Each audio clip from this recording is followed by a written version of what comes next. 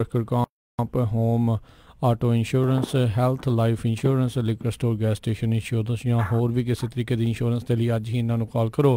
Khalsa insurance agency 408 272 2500 नाल ही Krishna धनोता university Khinda परिवार Kent Washington Gurpal Singh Sandhu Antelope Gurpreet Singh Avtar Singh Gurmeet Singh Sukhpreet Singh Bakersfield Tara Singh Marahar Clovis सुच्चा Singh Shri Machhiwara Sahib ji N tyre and lube वाले जिन्होंने कोलों truck wash oil change air brake का काम करवा सकते हो। नवे पुराने टायर वाजिब कीमतों पर खरीद सकते हो। सेंटरनेला मडेला के लोकेशन ने कॉल करो 99 209 277 0113 ते नाल ही west coast truck driving school वाले जोड़े कि तुहानूं ट्रक का लाइसेंस वधिया सिखलाई दे के लैण दे विच सहायता करते हैं। संपर्क अजीत टवाल 559 374 45 41 इन्होंने सारे का बहुत बहुत धन्यवाद। जेकर तुसीं या कोई होर कारोबार इस प्रोग्राम को स्पॉन्सर करना चाहते हो संपर्क कर सकते हो 408 272 5200 या 408 722 76 98 के उत्ते। मिंटो जी गलबात का सिलसिला शुरू करते कहते भाजपा महिला लीडर ने हिंदुओं को मुसलमान औरतों के नाल गैंग रेप करने लई उकसाया ते हुण कार्रवाई हुई है।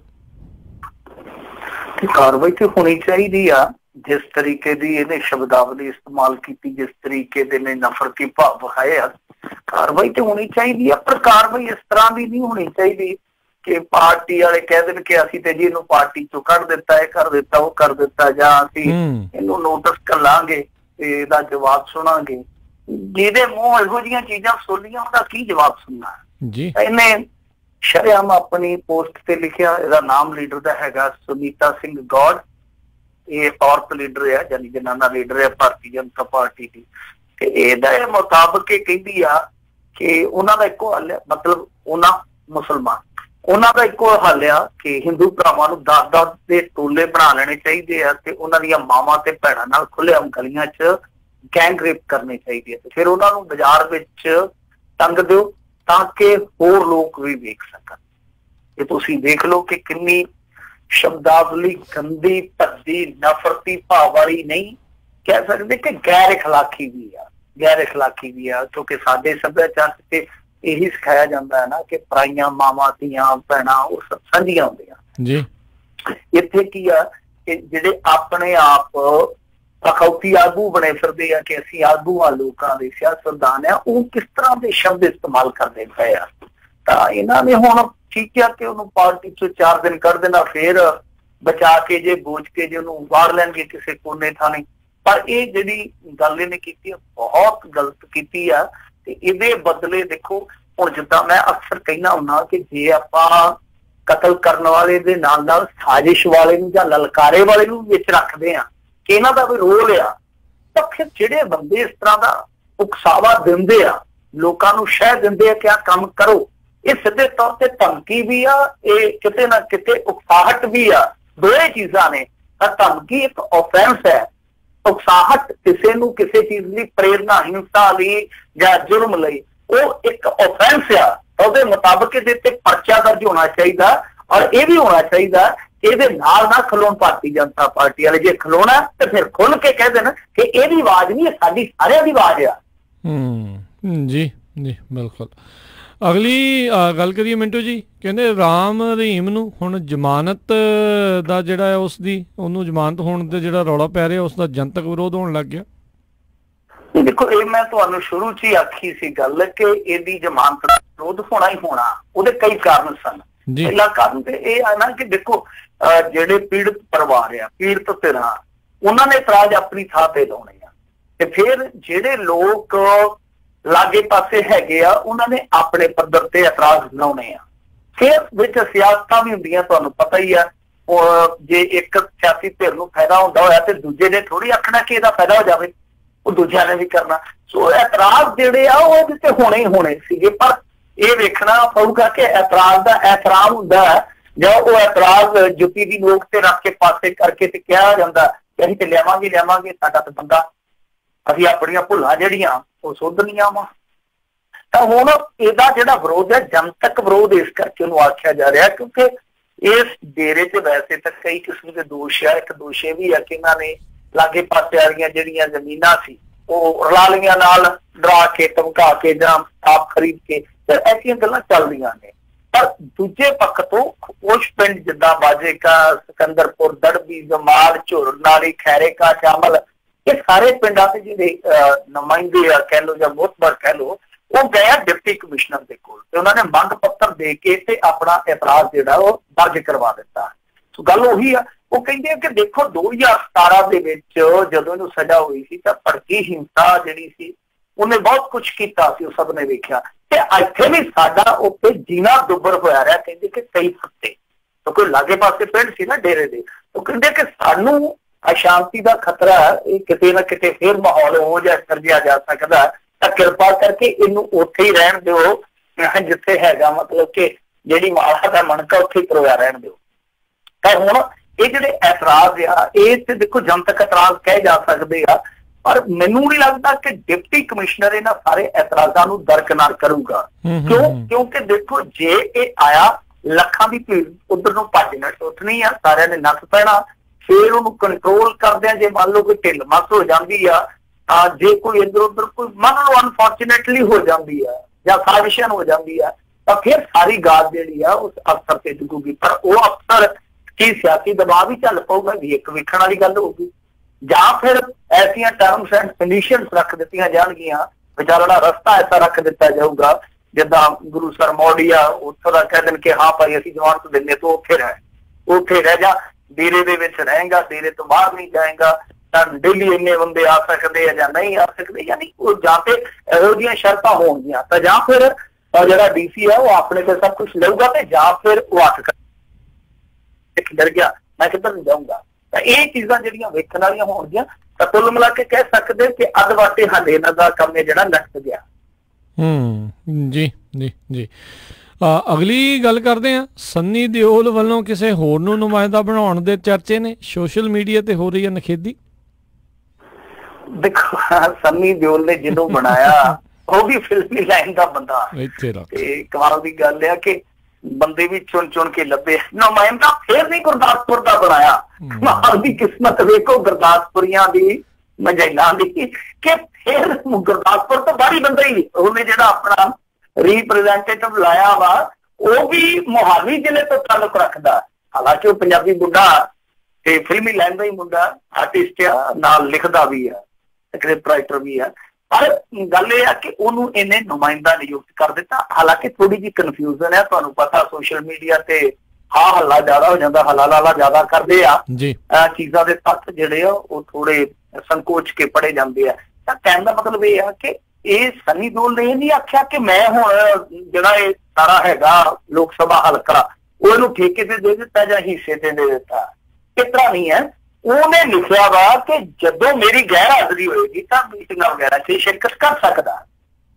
ਹੁਣ ਰੌਲਾ ਇਹ ਆ ਕਿ ਜੇ ਮੰਨ ਲਓ ਇਸ ਤਰ੍ਹਾਂ ਦਾ ਪ੍ਰਬੰਧ, ਹੁਣ ਪਤਾ ਨਹੀਂ ਸੰਵਿਧਾਨਕ ਤੌਰ ਤੇ ਠੀਕ ਹੈ ਜਾਂ ਨਹੀਂ, ਮੈਂ ਇੱਕ ਦੋ ਬੰਦਿਆਂ ਤੋਂ ਪੁੱਛਣ ਦਾ ਯਤਨ ਕੀਤਾ, ਸਿਆਣਿਆਂ ਬੰਦਿਆਂ ਤੋਂ ਮੈਨੂੰ ਕੋਈ ਠੋਸ ਜਵਾਬ ਨਹੀਂ ਮਿਲਿਆ। ਜੇ ਇਸ ਤਰ੍ਹਾਂ ਦਾ ਪ੍ਰਬੰਧ ਹੈਗਾ ਸੰਵਿਧਾਨ ਦੇ ਵਿੱਚ ਕਿ ਤੁਸੀਂ ਆਪਣਾ ਕੋਈ ਨੁਮਾਇੰਦਾ ਨਿਯੁਕਤ ਕਰ ਸਕਦੇ ਜੇ, ਤੇ ਫਿਰ ਤੇ ਗੱਲ ਦੂਜਿਆਂ ਨੂੰ ਵੀ ਮੌਜ ਬਣ ਜੂਗੀ, ਮੁਹੰਮਦ ਸਦੀਕ ਕਿਸੇ ਉੱਥੇ ਹੋਰ ਆਪਣੇ ਵਰਗੇ ਆਪਦੇ ਚੇਲੇ ਨੂੰ ਘੱਲ ਲਿਆ ਕਰੂਗਾ ਕਿ ਸੰਸਦ ਦੇ ਵਿੱਚ ਮੈਂ ਕੀ ਕਰਨਾ, ਇਹ ਮੇਰੀ ਜਗ੍ਹਾ ਤੇ ਇਹ ਵੀ ਜਾਣ ਦੀ ਮਨਜ਼ੂਰੀ ਲਵੋ।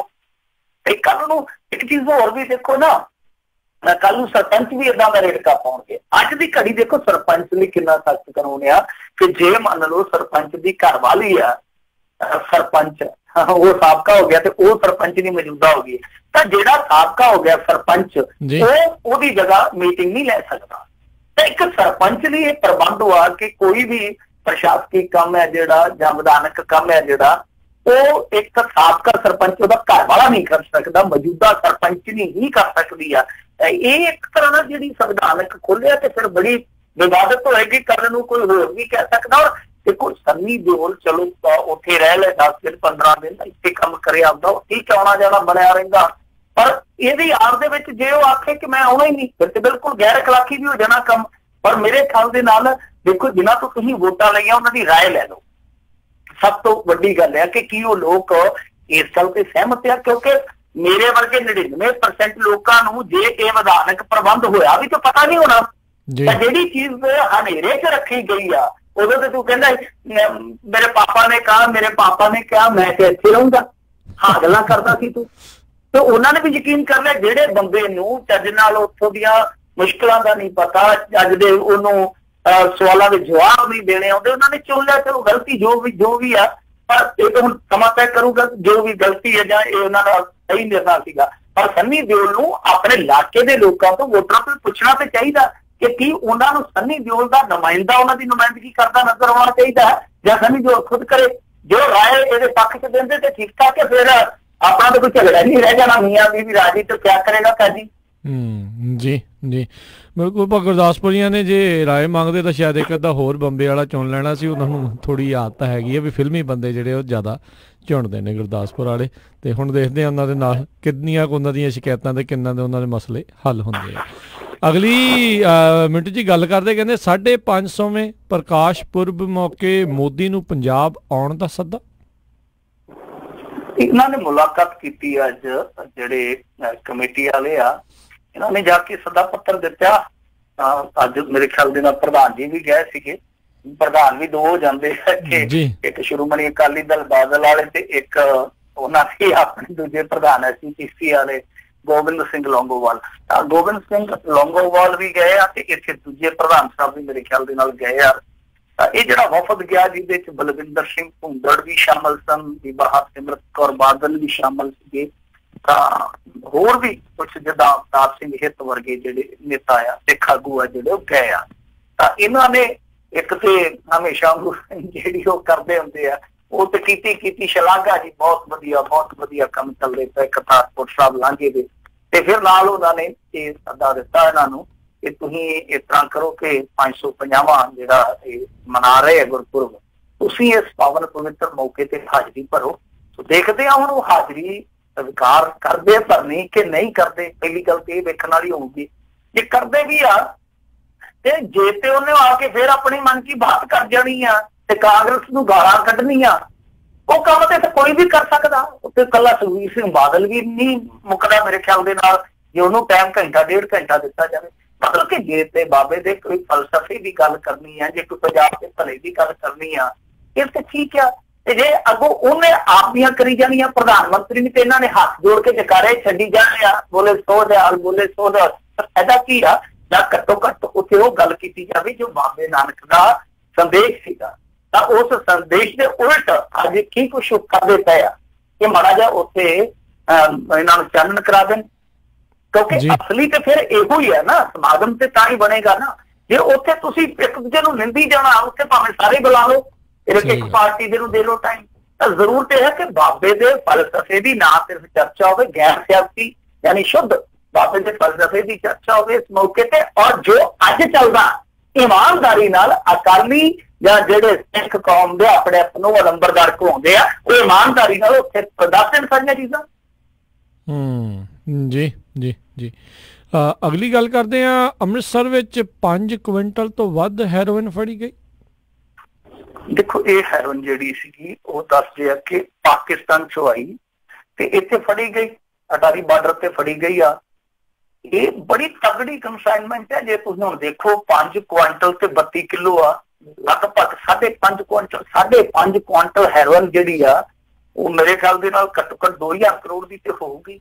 ਜੇ ਆਪਾਂ ਮੰਨ ਕੇ ਚੱਲੀਏ, 4 ਨੂੰ ਮੰਨ ਕੇ ਚੱਲੀਏ, ਜੇ ਇੰਟਰਨੈਸ਼ਨਲ ਬਾਜ਼ਾਰ ਦੇ ਮੁਤਾਬਕ ਪਾਉਂਦੇ ਆ, ਮਿਣਤੀ 4 ਦੀ ਵੀ ਪਾਉਂਦੇ, ਵੈਸੇ 5 ਦੀ ਪਾਉਂਦੇ ਆ, ਤਾਂ 2000 ਦੀ ਆ, 2000 ਕਰੋੜ ਦੀ। 2000 ਕਰੋੜ ਦੇਖ ਲਓ। ਉਹ 2000 ਕਰੋੜ ਨੇ ਜੇਬ ਚ ਕਿਹਦੇ ਜਾਣਾ ਸੀ ਤੇ ਰਗਾਂ ਚ ਕਿਹਦੇ ਜਾਣਾ ਸੀਗਾ? ਰਗਾਂ ਚ ਤੇ ਮਾਵਾਂ ਦੇ ਪੁੱਤਾਂ ਤੇ ਹੀ ਜਾਣਾ, ਮਾਵਾਂ ਦੀਆਂ ਧੀਆਂ ਦੇ ਵੀ ਜਾਈ ਜਾਂਦਾ ਅੱਜ ਕੱਲ, ਵੈਸੇ ਵੀ ਚੱਲ ਹੱਦ ਦੌਰ ਚੱਲਿਆ ਪਿਆ। ਤਾਂ ਇਹ ਜਿਹੜੀ ਬਰਾਮਦਗੀ ਹੋਈ ਆ, ਇੱਕ ਟਰੱਕ ਵੱਲੋਂ ਜਿਹੜਾ ਮਾਲ ਉਤਾਰਿਆ ਗਿਆ ਸੀਗਾ, ਉਹ ਇਸ ਕਰਕੇ ਹੋਈ ਉਹਦੇ ਚ ਕਿਉਂਕਿ ਜਿਹੜਾ ਉਹ international licence holder truck driver ਸੀ, ਉੱਥੇ ਮੁੜ ਗਿਆ, ਵਾਪਸ ਚਲੇ ਗਿਆ। ਸਮਾਨ ਉਹ ਸਾਰਾ ਲਾ ਗਿਆ ਬਾਹਰ, ਗਡਾਊਨ ਚ ਨਹੀਂ ਸੀ ਪਿਆ ਜਿੱਥੇ ਫੜੇ ਗਏ ਆ। ਔਰ ਉਹ ਜਿਹੜਾ ਇਹਨਾਂ ਨੇ ਸਮਾਨ ਮੰਗਾਇਆ ਸੀ, ਉਹਦੇ ਵਿੱਚ 2-3 ਚੀਜ਼ਾਂ ਜਿਹੜੀਆਂ ਬੜੀਆਂ ਦਿਲਚਸਪ ਸੀ। ਇੱਕ ਤੇ ਇਹ ਕਿ ਮੰਗਾਇਆ ਇਹਨਾਂ ਨੇ ਲੂਣ ਸੀ, ਇਹ ਕਸ਼ਮੀਰ ਦਾ ਕੋਈ ਵਪਾਰੀ ਸੀ, ਕੋਈ ਗਾਹਕ ਸੀਗਾ ਜਾਂ ਨਵਾਂ ਕੋਈ ਬਣਿਆ ਸੀਗਾ ਟਰੇਡਰ। ਇਹਨੇ ਹੁਣ ਮੇਰੇ ਖਿਆਲ ਦੇ ਨਾਲ 2018 ਦੇ ਦਸੰਬਰ ਚ ਲਾਇਸੈਂਸ ਲਿਆ ਸੀਗਾ, ਗੁਰਪਿੰਦਰ ਇਹਦਾ ਨਾਮ ਆ। ਤਾਂ ਇਸ ਬੰਦੇ ਨੇ ਉਹ ਕਸ਼ਮੀਰੀ ਵਪਾਰੀ ਵਾਸਤੇ ਇਹ ਸਮਾਨ ਜਿਹੜਾ ਉਹ ਮੰਗਾਇਆ ਸੀਗਾ। ਤਾਂ ਜਦੋਂ ਇਹਨਾਂ ਨੇ ਬੋਰਿਆਂ ਦਾ ਰੰਗ ਵੱਖੋ ਵੱਖ ਜਿਹਾ ਵੇਖਿਆ ਤੇ ਉਦੋਂ ਇੱਕ ਤੇ ਥੋੜਾ ਜਿਹਾ ਮੱਥਾ ਇਹਨਾਂ ਦਾ ਠਣਕਿਆ ਕਿ ਇਹ ਕੀ ਚੱਕਰ ਆ। ਫਿਰ ਦੂਜੀ ਚੀਜ਼ ਇਹ ਹੋਈ, ਬੜੀ ਦਿਲਚਸਪ ਚੀਜ਼ ਇਹ ਵਾਪਰੀ ਕਿ ਜਿਹੜਾ ਇਹ ਸੀਗਾ ਗੁਰਪਿੰਦਰ ਸਿੰਘ, ਇਹ ਵਾਰ-ਵਾਰ ਉੱਥੇ ਅਧਿਕਾਰੀਆਂ ਨੂੰ ਕਹਿੰਦਾ ਕਿ ਜਲਦੀ ਤੋਂ ਜਲਦੀ ਸਾਡਾ ਮਾਲ ਹੈ ਜਿਹੜਾ ਉਹ ਰਿਲੀਜ਼ ਕਰੋ। ਤਾਂ ਇੱਕ ਵਾਲੀ ਪਰ ਤੀਜੀ ਇੱਕ ਛੱਕੀ ਚੀਜ਼ ਇਹ ਸੀਗੀ ਕਿ ਸਧਾਰਨ ਬੰਦਾ ਵੀ ਦੇਖੂਗਾ ਕਿ ਮਾਮਲਾ ਇਹ ਆ ਕਿ ਜਦੋਂ ਇਹਨਾਂ ਦਾ ਪੁਲਵਾਮਾ ਵਾਲਾ ਇੱਕ ਰੌਲਾ ਪੈ ਗਿਆ, ਹਮਲੇ ਤੋਂ ਬਾਅਦ ਇੱਕ ਬਹੁਤ ਤਗੜਾ ਇੱਕ ਰੌਲਾ ਰੱਪਾ ਇਹਨਾਂ ਦਾ ਚਲੇ ਗਿਆ, ਉਸ ਸਮੇਂ ਇਹਨਾਂ ਨੇ ਟੈਰਿਫ ਲਾ ਦਿੱਤੇ ਸੀ ਇੱਧਰੋਂ ਦੇ ਸਮਾਨ ਤੇ, ਔਰ ਲੂਣ ਤੇ ਇਹਨਾਂ ਨੇ ਮੇਰੇ ਖਿਆਲ ਦੇ ਨਾਲ 200% ਵਧਾਏ ਸੀਗੇ, 200% ਟੈਕਸ। ਹੁਣ ਬੜੀ ਸਧਾਰਨ ਦੀ ਗੱਲ ਆ ਕਿ ਕੋਈ ਲੂਣ ਨੂੰ ਕਿਉਂ ਪਊਗਾ ਜਿਹਦਾ ਇੰਨਾ ਜ਼ਿਆਦਾ ਰੇਟ ਬਣਿਆ ਪਿਆ, ਉਹਦਾ ਵਪਾਰ ਕਿਉਂ ਹੋਊਗਾ? ਤੇ ਦੋ ਤਿੰਨ ਚੀਜ਼ਾਂ ਸੀਗੀਆਂ ਜਿਹਨੇ ਮਾਮਲਾ ਸ਼ੱਕੀ ਬਣਾਤਾ। ਫਿਰ ਉਹਨਾਂ ਚੈਕਿੰਗ ਕੀਤੀ ਤੇ ਵਿੱਚੋਂ ਇਹ ਸਾਰਾ ਮਾਲ ਨਿਕਲਿਆ। ਹੁਣ ਇੱਕ ਦਿਲਚਸਪ ਚੀਜ਼ ਤੁਹਾਨੂੰ ਮੈਂ ਦੱਸਦਾ, ਕੁਝ ਅਖਬਾਰਾਂ ਨੇ ਲਿਖਿਆ ਇਸ ਬਾਬਤ ਕਿ ਜਿਹੜਾ ਬੰਦਾ ਅੰਮ੍ਰਿਤਸਰ ਦਾ ਬਣਿਆ ਸੀਗਾ ਇੰਪੋਰਟਰ ਨਵਾਂ ਹੀ, ਉਸ ਬੰਦੇ ਦਾ ਬਾਪ ਕਸਟਮ ਚ ਰਿਹਾ ਇੱਥੇ ਪਹਿਲਾਂ, ਬਾਪ ਦੇ ਵਿੱਚ ਉਹਦੀ ਜਾਣ ਪਛਾਣ ਸੀ, ਸਾਰਾ ਕੁਛ ਜਿਹੜਾ ਉਹ ਇਸ ਤਰ੍ਹਾਂ ਚੱਲਿਆ।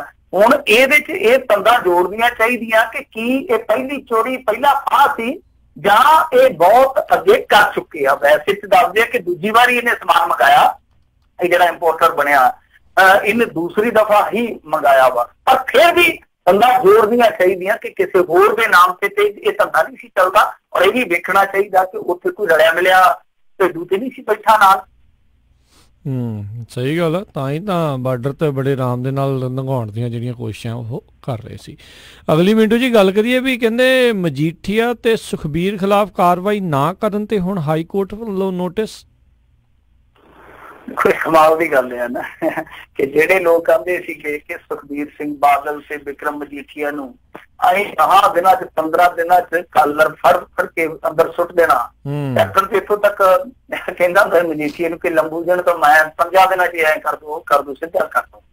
ਪਰ ਹੋਇਆ ਕੀ ਆ ਕਿ ਹੁਣ ਤੁਸੀਂ ਉਹ ਵੇਲਾ ਕਿੱਥੇ ਹੀ ਹੋਣਾ, ਤੁਹਾਨੂੰ ਯਾਦ ਹੀ ਹੋਣਾ ਜਦੋਂ ਇਹਨਾਂ ਨੇ ਧਰਨੇ ਲਾਏ ਸਨ ਤੇ ਕੁਛ ਹਾਈਵੇ ਮੰਨ ਲਏ ਸੀ, ਜਿੱਦਾਂ ਹਰੀਕੇ ਵਾਲਾ ਹੈਡ ਆ ਉਹ ਵੀ ਇਹਨਾਂ ਨੇ ਜਾ ਕੇ ਮੰਨ ਲਿਆ ਸੀ ਧਰਨਾ ਲਾ ਕੇ।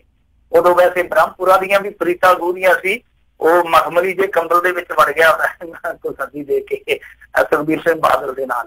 ਤਾਂ ਉਸ ਟਾਈਮ ਇੱਕ ਪਰਚਾ ਦਰਜ ਹੁੰਦਾ, ਤਾਂ ਪਰਚਾ ਜਿਹੜਾ ਸੀਗਾ ਉਹ 2017 ਚ ਦਰਜ ਹੋਇਆ। ਉਸ ਤੋਂ ਬਾਅਦ ਉਹਦੀ ਕੋਈ ਕਨਸੋ ਨਹੀਂ ਮਿਲੀ ਕਿ ਉਸ ਪਰਚੇ ਨੂੰ ਇਹਨਾਂ ਨੇ ਕੀ ਕੀਤਾ, ਰਫਾ ਦਫਾ ਕੀਤਾ ਵਾ ਜਾਂ ਕੋਈ ਉਹਦੇ ਤੇ ਕਾਰਵਾਈ ਕੀਤੀ ਆ। ਫਿਰ ਕੁਝ RTI ਐਕਟਿਵਿਸਟ ਇਸ ਮਾਮਲੇ ਦੇ ਵਿੱਚ ਮਗਰ ਲੱਗੇ, ਉਹਨਾਂ ਨੇ ਇਹ ਪਤਾ ਕੀਤਾ, ਜਾਣਕਾਰੀ ਕਢਾਈ ਕਿ ਇਹਦਾ ਸਟੇਟਸ ਕੀ ਹੈ ਮਾਮਲੇ ਦਾ। ਉਹਦੇ ਵਿੱਚ ਤਗੜੇ ਜਿਹੜੇ ਆਗੂ ਸੀਗੇ ਉਹ ਨਾਮਜ਼ਦ ਪਾਏ ਗਏ ਪਰਚੇ ਦੇ ਵਿੱਚ। ਫਿਰ ਤੋਂ ਬਾਅਦ ਇਹ ਜਾਣਕਾਰੀ ਦਿੱਤੀ ਗਈ ਕਿ ਇਹ ਮਾਮਲਾ ਰੱਦ ਨਹੀਂ ਹੋਇਆ ਤੇ ਨਾ ਹੀ ਦੋਸ਼ੀਆਂ ਜਿਹੜੇ ਆ ਕਥਿਤ ਦੋਸ਼ੀਆਂ ਨੇ ਇਸ ਮਾਮਲੇ ਦੇ ਨਾ ਹੀ ਉਹਨਾਂ ਨੇ ਜ਼ਮਾਨਤਾਂ ਲਈਆਂ। ਹੁਣ ਦੇਖੋ ਜੇ ਜ਼ਮਾਨਤ ਨਹੀਂ ਲਈ, ਜੇਕਰ ਉਹਨਾਂ ਨੇ ਕੋਰਟ ਤੋਂ ਕਿਸੇ ਕਿਸਮ ਦੀ ਕੋਈ ਰਾਹਤ ਨਹੀਂ ਹਾਸਲ ਕੀਤੀ ਤੇ ਦੂਜੀ ਗੱਲ ਇਹ ਆ ਕਿ ਪੁਲਿਸ ਨੇ ਕੋਈ ਕੇਸ ਕਿਸੇ ਕਿਸਮ ਦਾ ਖਾਰਜ ਨਹੀਂ ਕੀਤਾ, ਤਾਂ ਫਿਰ ਤੁਸੀਂ ਉਹਨਾਂ ਬੰਦਿਆਂ ਨੂੰ ਕਿੱਦਾਂ ਛੱਡ ਦਿੱਤਾ? ਇਹ ਬਹੁਤ ਵੱਡਾ ਸਵਾਲ ਆ। ਸੋ ਇਸੇ ਕਰਕੇ ਕਿ ਇਹਨਾਂ ਦੀ ਫੜੋ ਫੜਾਈ ਭਾਈ ਸਰਕਾਰ ਨਹੀਂ ਕਰਦੀ, ਉਹ ਚਲੇ ਗਏ ਕੁਝ ਐਕਟਿਵਿਸਟ ਜਿਹੜੇ ਹਾਈ ਕੋਰਟ ਦੇ ਵਿੱਚ। ਤਾਂ ਹਾਈ ਕੋਰਟ ਨੇ ਹੁਣ ਕੈਪਟਨ ਅਮਰਿੰਦਰ ਸਿੰਘ ਤੋਂ ਪੁੱਛਣਾ ਵਾ, ਨੋਟਿਸ ਇਹਨਾਂ ਨੂੰ ਕਰ ਦਿੱਤਾ ਕਿ ਹਾਂ ਭਾਈ ਤੁਹਾਡੀ ਕੀ ਰਿਸ਼ਤੇਦਾਰੀ ਹੈ, ਕੀ ਤੁਹਾਡੇ ਕੀ ਕਾਸਟ ਬੰਦੇ ਵਾਲਾ ਕੰਮ ਆ, ਕਦ ਤੋਂ ਤੁਸੀਂ ਹੁਣ ਇਹਨਾਂ ਨੂੰ ਫੜਦੇ ਨਹੀਂ? ਜਦੋਂ ਮਾਮਲਾ ਦਰਜ ਹੋਇਆ, ਜਦੋਂ ਕੇਸ ਰੱਦ ਨਹੀਂ ਹੋਇਆ, ਇਸ ਮਾਮਲੇ ਤੇ ਤੁਸੀਂ ਕਾਰਵਾਈ ਕਿਉਂ ਨਹੀਂ ਕਰਦੇ? ਦਿਲਚਸਪ ਹੋਏਗਾ ਕੀ ਜਾ ਕੇ ਕਹਿੰਦੇ ਆ ਕਿ ਸਾਨੂੰ ਬੰਦੇ ਨਹੀਂ ਲੱਭਦੇ ਜੀ, ਜਾਂ ਸਾਨੂੰ ਥੋੜਾ ਜਿਹਾ ਹੋਰ ਸਮਾਂ ਦਿਓ ਤਾਂ ਕਿ 2.5 ਸਾਲ ਜਿੱਦਾਂ ਅੱਗੇ ਆ ਗਏ ਆ 2.5 ਸਾਲ ਹੋਰ ਸਮਾਂ ਲੱਗ ਜੇ ਤੇ ਸਾਡਾ ਸਮਾਂ ਉਦਾਂ ਹੀ ਲੰਘ ਜਾਵੇ। ਫਿਰ ਜਾਂ ਇਹ ਕਹਿੰਦੇ ਆ ਕਿ ਜੀ ਅਸੀਂ ਫੜਾਂਗੇ, ਅਸੀਂ ਆਹ ਕਰਾਂਗੇ, ਉਹ ਕਰਾਂਗੇ। ਜਵਾਬ ਦਿਲਚਸਪ ਹੋਊਗਾ, ਪਰ ਇਹਨਾਂ ਤੋਂ ਕਾਰਵਾਈ ਦੀ ਜੇ ਕੋਈ ਤਵੱਕੋ ਰੱਖਦਾ ਨਾ ਕਿ ਕਾਰਵਾਈ ਬੜੀ ਠੋਸ ਕਰ ਦੇਣਗੇ। ਦੇਖੋ ਹਾਈ ਕੋਰਟ ਦੇ ਦਖਲ ਤੋਂ ਬਾਅਦ ਤੇ ਭਾਵੇਂ ਕੁਛ ਕਰ ਦੇਣ, ਪਰ ਉਸ ਤਰ੍ਹਾਂ ਇਹਨਾਂ ਦਾ ਜਿਹੜਾ ਕੰਮ ਕਰਨ ਦਾ ਰੰਗ ਢੰਗ ਹੈ ਉਹ ਆਪਾਂ ਅੱਗੇ ਵਿਚਾਰ ਲਿਆ ਕਿ ਜਿਹੜੇ ਮਾਮਲੇ 'ਚ ਅਕਾਲੀ ਫਸੇ ਹੋਏ ਸੀ, ਬਹੁਤ ਤਗੜਾ ਸਕੈਮ ਸੀਗਾ ਹਾਈਵੇ ਸਕੈਮ, ਉਹਦੇ ਵਿੱਚ ਜਾ ਕੇ ਵਿਜੀਲੈਂਸ ਨੇ ਕੈਂਸਲੇਸ਼ਨ ਰਿਪੋਰਟ ਪਾ ਦਿੱਤੀ ਆ, ਜਿੱਥੇ ਇਹ ਸਾਰਾ ਕੁਛ ਚੱਲਦਾ ਕਿ ਤਕਰੀਬਨ 100 ਕਰੋੜ ਦਾ ਘੁਟਾਲਾ ਜਿਹੜਾ ਉਹ ਇਹਨਾਂ ਨੇ ਬੋਰੀ ਬੰਦ ਕਰ ਦਿੱਤਾ। ਉਹਦੇ ਵਿੱਚ ਇਹ ਬਹੁਤ ਤਗੜੀ ਕਾਰਵਾਈ ਕਰ ਦੇਣਗੇ, ਇਹ ਮੇਰੇ ਖਿਆਲ ਦੇ ਨਾਲ ਮੁਨਾਸਿਬ ਨਹੀਂ ਹੈ। ਔਰ ਦੂਜੀ ਚੀਜ਼ ਇਹ ਆ ਕਿ ਜੇ ਕੀਤੀ ਵੀ ਮੰਨ ਲਓ ਗੋਂਗਲਵਾ ਤੋਂ ਮਿੱਟੀ ਲਾਉਂਦੇ ਆ ਤਾਂ ਉਹ ਹਾਈ ਕੋਰਟ ਦੇ ਕਰਕੇ ਲਾ ਸਕਦੇ, ਉਦਾਂ ਨਹੀਂ। ਸਹੀ ਗੱਲ ਜੀ ਜੀ। ਅਗਲੀ ਕਹਿੰਦੇ ਬਿੱਟੂ ਹੱਤਿਆਕਾਂਡ ਦੇ ਵਿੱਚ ਪੜਤਾਲ ਸਿੱਟੇ ਤੇ ਪਹੁੰਚੀ ਹੈ, ਬੜੀ ਤੇਜ਼ੀ ਦੇ ਨਾਲ ਇਹਨਾਂ ਨੇ ਤਫਤੀਸ਼ ਮੁਕਾਤੀ ਹੈ।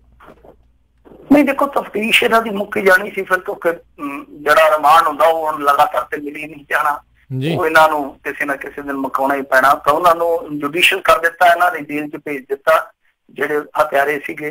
ਤਾਂ ਇਹਨਾਂ ਨੇ ਸਿੱਟੇ ਤੇ ਇਉਂ ਬਚਾਈ ਆ, ਕਹਿੰਦੇ ਆ ਕਿ ਦੇਖੋ ਇੱਕ ਤੇ ਜਿਹੜਾ ਉਹ ਖਾੜਕੂਵਾਦ ਵਾਲਾ ਲਿੰਕ ਸੀਗਾ ਕਿਸੇ ਅੱਤਵਾਦੀ ਜਥੇਬੰਦੀ ਦਾ, ਉਹ ਨਹੀਂ ਲੱਭਿਆ, ਇਹ ਕਹਿੰਦੇ ਆ।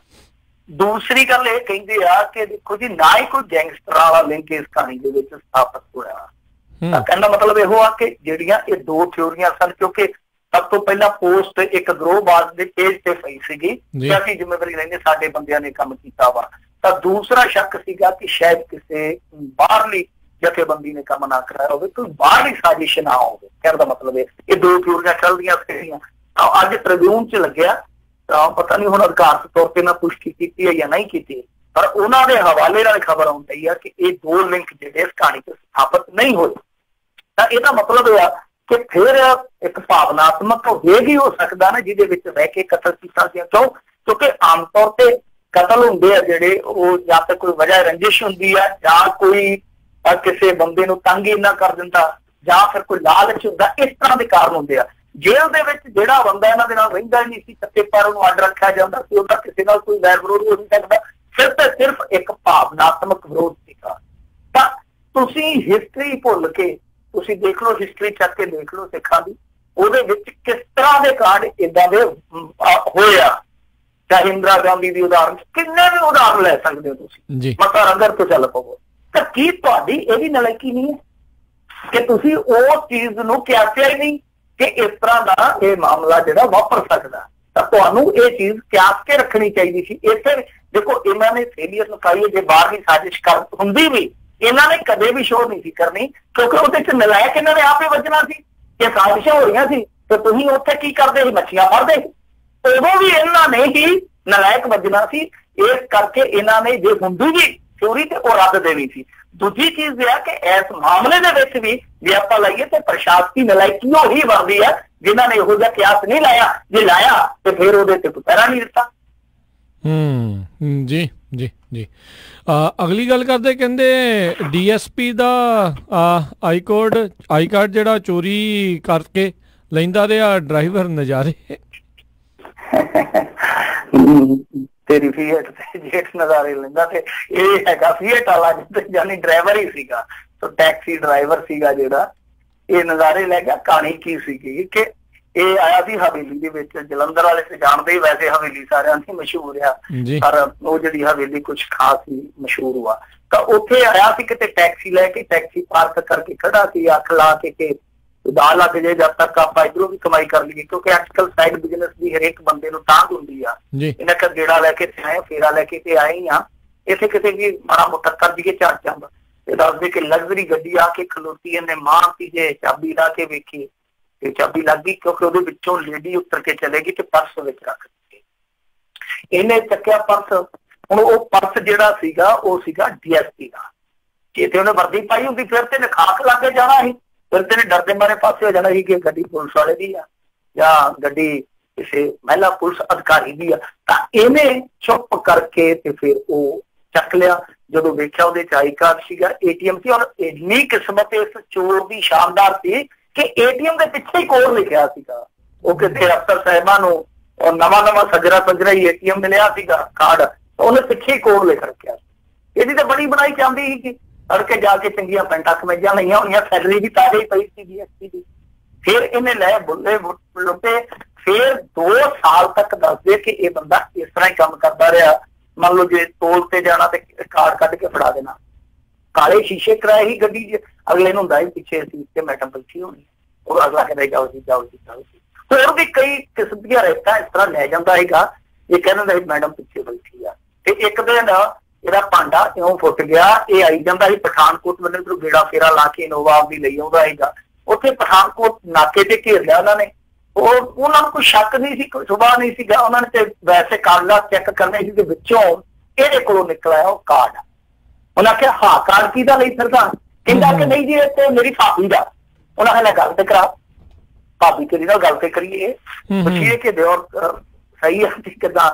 ਇਹ ਉੱਥੋਂ ਜਰਕ ਗਿਆ, ਕਹਿੰਦਾ ਕਿ ਨਹੀਂ ਇਹ ਤੇ ਮੇਰੇ ਮਿੱਤਰ ਦੀ ਭਾਬੀ ਹੈ। ਉਹਨਾਂ ਨੂੰ ਪੱਕਾ ਹੀ ਸ਼ੱਕ ਹੋ ਗਿਆ ਕਿ ਕਮਾਲ ਦੀ ਗੱਲ, ਇਹਨੂੰ ਇਹ ਨਹੀਂ ਚੇਤਾ ਕਿ ਭਾਬੀ ਇਹਦੀ ਆ ਜਾਂ ਇਹਦੇ ਮਿੱਤਰ ਦੀ ਆ। ਉਹਨਾਂ ਨੇ ਨਾਲ ਦੀ ਨਾਲ ਉੱਥੋਂ ਬਿਊਰਾ ਪੜ੍ਹ ਕੇ ਤੇ ਕਾਲ ਕੀਤੀ, ਪਤਾ ਲੱਗਿਆ ਕਿ ਇਹਦੀ ਤੇ ਰਿਪੋਰਟ ਹੋਈ ਆ ਆਈ ਕਾਰਡ ਦੀ 2 ਸਾਲ ਪਹਿਲਾਂ ਦੀ, ਪਰ 2 ਸਾਲ ਬੁੱਲੇ ਵੱਢ ਗਿਆ, 2 ਸਾਲ ਦਾ ਰੋਗ ਵੀ ਮਾਰ ਗਿਆ। 2 ਸਾਲ ਦੇ ਵਿੱਚ ਵੇਖ ਲਓ ਢੋਲ ਕਿੰਨੇ ਵਿਛਾਏ ਹੋਣੇ ਆ, ਕਿਉਂਕਿ ਇਹ ਡਰਾਈਵਰ ਤੇ ਤੁਰੇ ਹੀ ਫਿਰਦੇ ਆ। ਪਰ ਇਹ ਪੰਜਾਬ ਆ, ਇੱਥੇ ਅਜੀਬ ਰੰਗ ਆ। ਇੱਥੇ ਅੱਗੇ ਆਪਾਂ ਇੱਕ DSP ਦੀ ਵੀ ਚਰਚਾ ਕੀਤੀ ਸੀ, ਜਿਹੜਾ ਨਾ ਸਿਰਫ ਸਾਲ 1.5 ਸਾਲ ਸਲੂਟ ਮਰਵਾ ਗਿਆ ਮਹਿਕਮੇ ਤੋਂ, ਬਲਕਿ ਮਹਿਕਮੇ ਦੀ SHO ਨਾਲ ਸ਼ਾਦੀ ਵੀ ਕਰ ਗਿਆ। ਸ਼ਾਦੀ ਵੀ ਕਰ ਗਿਆ, ਬਿਲਕੁਲ ਜੀ। ਬੈਕਗ੍ਰਾਉਂਡ ਚੈੱਕ ਬਹੁਤ ਜ਼ਬਰਦਸਤ ਕੀਤਾ ਹੋਣਾ ਪੁਲਿਸ ਵਾਲਿਆਂ ਨੇ ਉਹਦਾ ਜੀ। ਇੱਧਰ ਜਿਹੜੇ ਮਿੰਟੂ ਜੀ, ਜਦੋਂ ਕੋਈ ਵੱਡਾ ਮੰਤਰੀ ਬਾਹਰ ਨੂੰ ਜਾਂਦਾ ਆ, ਹੁਣ ਕਰਨਾਟਕਾ ਵਾਲਾ ਕਹਿੰਦੇ ਅਮਰੀਕਾ ਨੂੰ ਆਇਆ ਸੀ ਪਿੱਛੋਂ, ਉੱਧਰ ਕਰਨਾਟਕਾ ਦੇ 2 ਕਾਂਗਰਸੀ ਉਹ ਅਸਤੀਫਾ ਦੇ ਗਏ ਨੇ, ਉੱਧਰ ਕੀ ਬਣ ਰਿਹਾ ਬੰਗਲੌਰ ਦੇ ਵਿੱਚ? ਨਹੀਂ ਦੇਖੋ, ਅਸਤੀਫਾ ਇਹਨਾਂ ਦੇ ਵਿਧਾਇਕ ਦੇ ਗਏ, ਹਾਂਜੀ 2 ਕਾਂਗਰਸ ਚੱਲ ਜਾਣਗੇ ਜੀ, ਉਹ ਚੱਲ ਜਾਣਗੇ ਜੀ। ਅੱਜ ਪਾਲਕ ਇਹਨਾਂ ਨੇ ਜਾਣਾ ਹੀ ਜਾਣਾ। ਮੈਂ ਤੁਹਾਨੂੰ ਪਹਿਲਾਂ ਹੀ ਦੱਸਤਾ ਸੀਗਾ, ਇਹ ਪ੍ਰੈਡਿਕਸ਼ਨ ਸੀਗੀ ਕਿ ਜਿਵੇਂ ਇਹਨਾਂ ਦੀ ਸਰਕਾਰ ਬਣੂਗੀ ਹਿਲਜੁਲ ਹੋ ਜਾਣੀ ਆ। ਦੇਖੋ ਉਦੋਂ ਮੈਂ ਅੰਕੜਾ ਵੀ ਗਿਣਾਇਆ ਸੀਗਾ ਤੁਹਾਨੂੰ ਕਿ ਬਿਲਕੁਲ ਰਾਜ ਸਭਾ ਦੇ ਵਿੱਚ ਵੀ ਬਹੁਮਤ ਦੇ ਨੇੜੇ ਪਹੁੰਚ ਗਏ ਆ, ਬਹੁਤ ਨੇੜੇ ਪਹੁੰਚ ਗਏ ਆ। ਕਿਉਂਕਿ ਉਹ ਜਿਹੜਾ ਹੈਗਾ KCR ਉਹਨੇ ਸਪੋਰਟ ਕਰ ਦੇਣੀ ਹੈ, ਬੀਜੂ ਜਨਤਾ ਦਲ ਵਾਲਾ ਜਿਹੜਾ ਨਵੀਨ ਪਟਨਾਇਕ ਉਹ ਵੀ ਇਹਨਾਂ ਦੇ ਪੱਖ ਦਾ, ਇਹਨਾਂ ਨੇ ਕਰਾ ਕੇ 124 ਵਾਲਾ ਉੱਥੇ ਰਾਜ ਸਭਾ ਚ ਵੀ ਕਰ ਦੇਣਾ। ਜਿਹੜੀਆਂ 3-4 ਸਰਕਾਰਾਂ ਜਿਹੜੀ ਇੱਕ ਤੇ ਕਰਨਾਟਕ ਵਾਲੀ ਆ, ਇੱਕ ਮੱਧ ਪ੍ਰਦੇਸ਼ ਵਾਲੀ, ਇੱਕ ਰਾਜਸਥਾਨ ਵਾਲੀ, ਇਹ ਬਿਲਕੁਲ ਕੰਢਿਆਂ ਤੇ ਆ, ਬਿਲਕੁਲ ਨੱਕਿਆਂ ਤੇ ਖੜੀਆਂ ਨੇ। ਇਹਨਾਂ ਨੂੰ ਕਿਸੇ ਵੇਲੇ ਵੀ ਇਹ ਝੋਲ ਦੇ ਕੇ ਤੇ ਪੱਕਾ ਭੋਗ ਪਾ ਸਕਦੇ ਆ। ਤੇ ਜਿਹੜੀਆਂ ਚੱਲਦੀਆਂ ਪਈਆਂ, ਇਹ ਦੇਖੋ ਕੋਈ ਇਹਨਾਂ ਦਾ ਉਹ ਨਹੀਂ ਦੀਨਮਾਨ, ਇਹ ਉਹ ਲੋਕ ਆ ਜਿਨ੍ਹਾਂ ਨੂੰ ਵਿਚਾਰਧਾਰਾ ਨਾਲ ਮਤਲਬ ਨਹੀਂ, ਜਿਨ੍ਹਾਂ ਨੂੰ ਕਿਸੇ ਵੋਟ ਬੈਂਕ ਦੇ ਸਰੋਕਾਰ ਨਾਲ ਕੋਈ ਮਤਲਬ ਨਹੀਂ। ਇਹਨਾਂ ਦਾ ਮਤਲਬ ਆ ਕਿ ਜਿੱਥੇ ਫੁੱਲੀਆਂ ਮਿਲ ਗਈਆਂ ਉੱਥੇ ਚੁਗ ਲਈਆਂ। ਸੋ ਇਹੀ ਕਾਰਨ ਆ ਕਿ ਇੱਕ ਖਰੀਦੋ ਫਰੋਖਤ ਦਾ ਜਾਂ ਲੋਭ ਲੁਭਾਵਣ ਦਾ ਦੌਰ ਆ।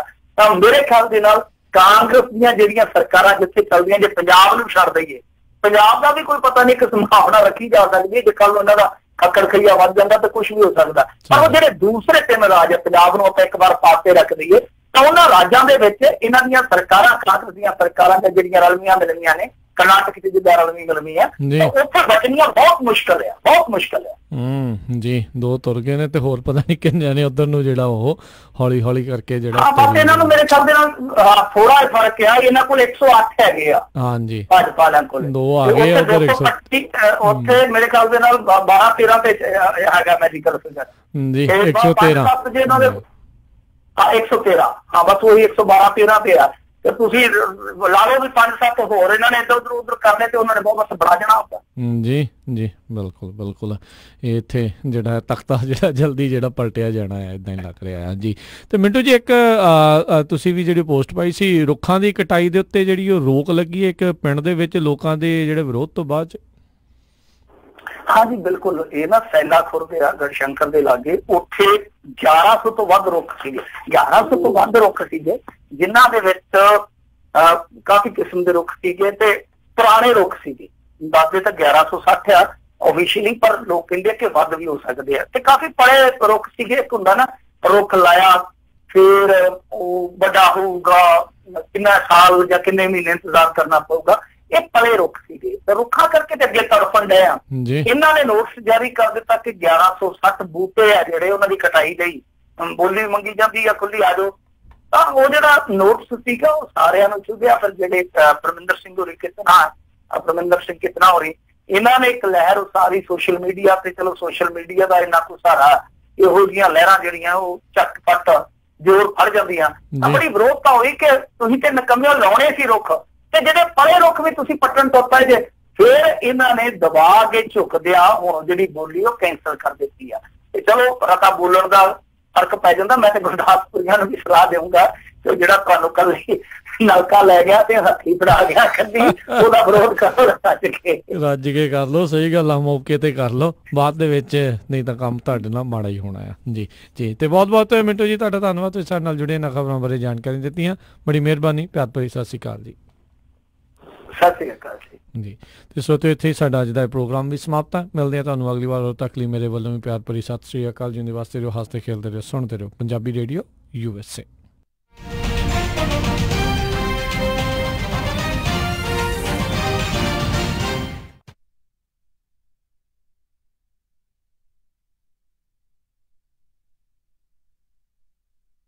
ਕਿਸੇ ਵੀ ਤਰ੍ਹਾਂ ਦੀ ਪ੍ਰਾਪਰਟੀ ਖਰੀਦ